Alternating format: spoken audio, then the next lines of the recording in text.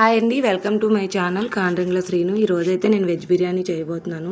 So ముందుగా అయితే 2 ఆనియన్స్ని, 2 టమాటోస్ని, ఒక 5 చిల్లీస్ని అయితే తీసుకొని ముందుగా అయితే కట్ చేసుకొని పెట్టుకున్నాను. తర్వాత అయితే ఓల్ గరం మసాలా కూడా, బిర్యానీ ఆకు, జాజిపత్రి, లవంగాలు, యాలకులు, దాల్చిన చెక్క కూడా తీసుకొని రెడీగా అయితే ప్లేట్లో పెట్టేసుకున్నాను. ముందుగా అయితే బాస్మతి రైస్ని అయితే తీసుకున్నానండి. 1 కేజీ తీసుకొని నానబెట్టేసుకున్నాను.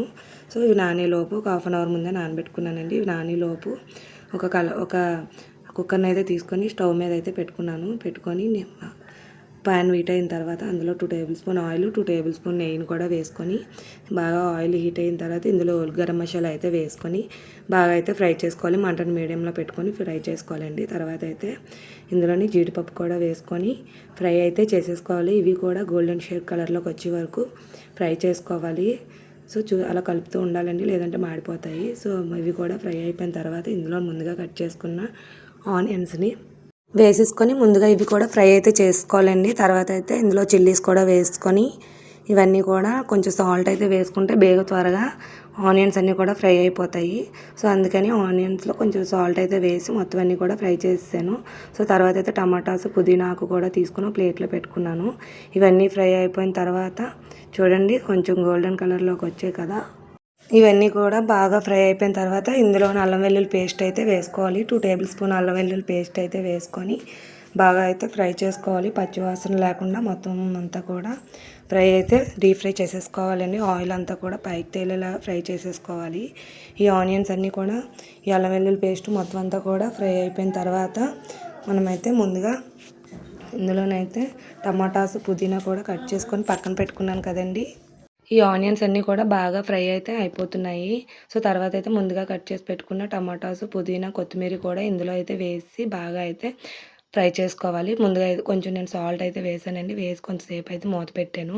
సో తర్వాత అయితే ఈ టమాటాస్ అన్నీ కూడా మగ్గిపోయాయి, మెత్తగా అయిపోయాయి. చూడండి అడుగు కూడా పట్టేస్తుంది. సో అందుకని మంటను అయితే సిమ్లోనే పెట్టుకోవండి. అలా అయితే మనకు అడుగు పట్టకుండా ఉంటుంది. మాడిపోతే మళ్ళీ బిర్యానీ అంత బాగుండదు.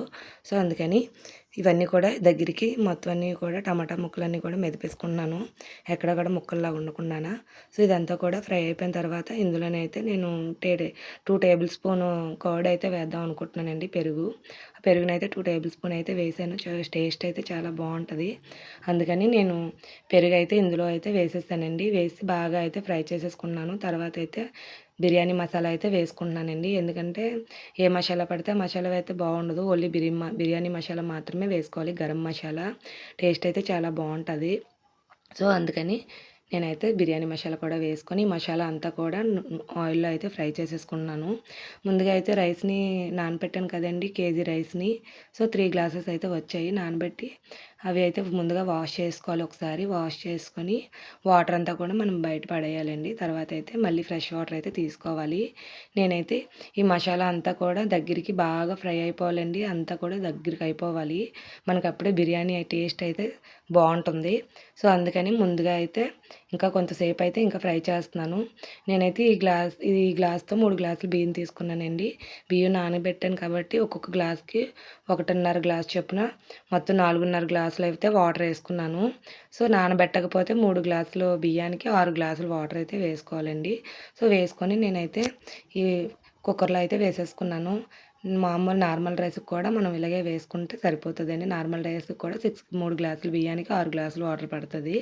సో మొత్తం అంతా కూడా కలిపేసుకోవాలి. ఒకసారి కలిపేసుకొని టేస్ట్ ఉప్పు అది కరెక్ట్గా ఉందో లేదో చూసుకొని ఇంకొకసారి సరిపోకపోతే వేసుకొని మనం మొత్తం అంతా కూడా కలిపేసుకోవాలండి. కలిపేసుకొని కుక్కర్ అయితే మూత అయితే పెట్టేసుకోవాలి. నేనైతే బాస్మతి రైస్ కదండి, సో అందుకని ఇందులో కొంచెం నెయ్యి కూడా వేసాను. వేసి పైన పుదీనా, కొత్తిమీర కూడా పైన అయితే వేసాను. వేసి ఇవంతా కూడా ఒకసారి అయితే మళ్ళీ కలిపేసుకోవాలి. ఇవంతా కూడా కలిపేసుకున్న తర్వాత పైన అయితే కుక్కర్ మూత అయితే పెట్టేసుకున్నానండి.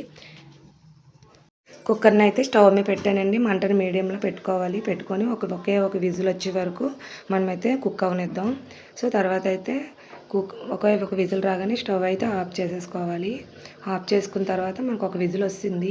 సో నేనైతే స్టవ్ అయితే ఆఫ్ చేశాను. ఆఫ్ చేసి 1 నిమిషం అయితే నేను గాలిని అయితే వదిలేసాను, బిర్యానీ ముద్ద అయిపోకుండా ఉండడానికి. ఎందుకంటే రైస్ నానబెట్టాను కదండి. సో ఒక 10 మినిట్స్ తర్వాత తీసాను కుక్కర్ మూత. సో చూడండి ఎలా వచ్చిందో. ఒకసారి మీరు కూడా ట్రై చేయండి. ట్రై చేసి ఎలా ఉందో నాకు కామెంట్లో చెప్పండి. ఓకే ఫ్రెండ్స్, రైతాతో తీసుకుంటే చాలా సూపర్గా ఉంటుంది ఈ veg biryani. Okay friends, video నచ్చినట్టయితే లైక్ చేయండి, షేర్ చేయండి. Okay friends, bye bye.